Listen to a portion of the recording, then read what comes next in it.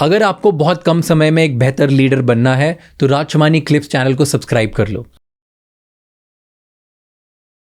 मेरे dad diabetic है, मैंने जैसे आपको बताया, राइट। क्योंकि उनको डायबिटीज़ है तो अगर उनको थोड़ा सा भी चेस्ट पेन होता है या कभी एसिडिटी की वजह से भी होता है, हम लोग बड़े डर जाते हैं और हम फटाफट किसी आसपास हॉस्पिटल में जाते हैं। और अभी तक एंजियोग्राफी की नहीं बात नहीं की और हम ECG करते हैं। मैं आपको बताता हूँ, हम लोग के हार्ट के जो टेस्ट होते हैं उसमें से पहला होता है ECG बेसिक। क्या होता है? ऑक्सीजन की अगर हार्ट को कमी हो तो ECG में आ जाएगी। ऑक्सीजन की कमी कब होगी? बैठे बैठे। अच्छा, ECG लेटे या बैठे लिया जाता है, उस वक्त हार्ट की स्पीड सबसे कम होती है। हमारी हार्ट की सप्लाई अगर 100 है, 100%, जरूरत है 10% जब हार्ट की स्पीड बहुत कम है। जब आप लेटे हो, खड़े हो, बैठे हो। जब आप चलोगे तो 20% जरूरत है, जब दौड़ोगे तो 30% जरूरत है। तो आदमी बोलता है कि मेरा ECG किया, हर बार नॉर्मल आ रहा है। मैं बोला दर्द लेटे वक्त होती है? बोलते नहीं, चलने में होता है। चलते वक्त उसके पास 20% की जरूरत है, उसकी 80 ब्लॉक है, 90 ब्लॉक तक भी ECG में कुछ नहीं आता है।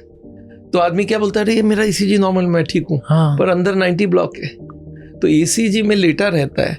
अच्छा, उसके बाद एक टेस्ट होता था आगे, ट्रेडमिल टेस्ट, स्ट्रेस टेस्ट। वो क्या था ना भाई, चल के ECG लगा दिया, चलो स्पीड बढ़ाओ 10-15 मिनट तक नहीं, फिर 10% तो खड़े खड़े हैं, चलते वक्त 20% चाहिए, दौड़ते वक्त 30 चाहिए। अगर आप दौड़ गए और कुछ चेंज नहीं आया ECG में तो इसका मतलब 30 खुला है। मतलब 70 ब्लॉकेज तक कोई खबर नहीं दे सकता वो टेस्ट। और ये CT स्कैन 10, 15, 20, 50 सब बता देगा कितनी कितनी ब्लॉकेज है।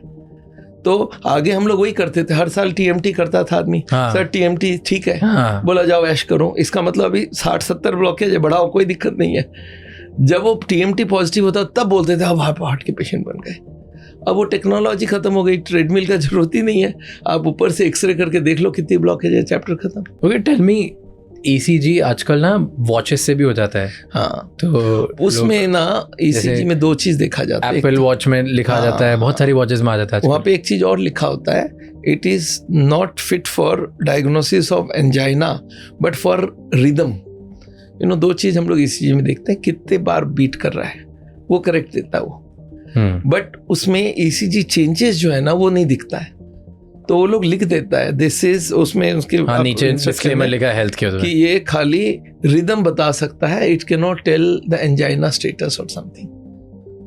तो ECG का अब इतनी वैल्यू नहीं है, except when you have a pain at rest, तब ECG की वैल्यू है। अदरवाइज ECG आपके ब्लॉकेज को कुछ नहीं बता सकता। TMT भी 70 ब्लॉकेज तक क्लियर दिखाएगा आपको। थैंक यू सो मच ये क्लिप एंड तक देखने के लिए।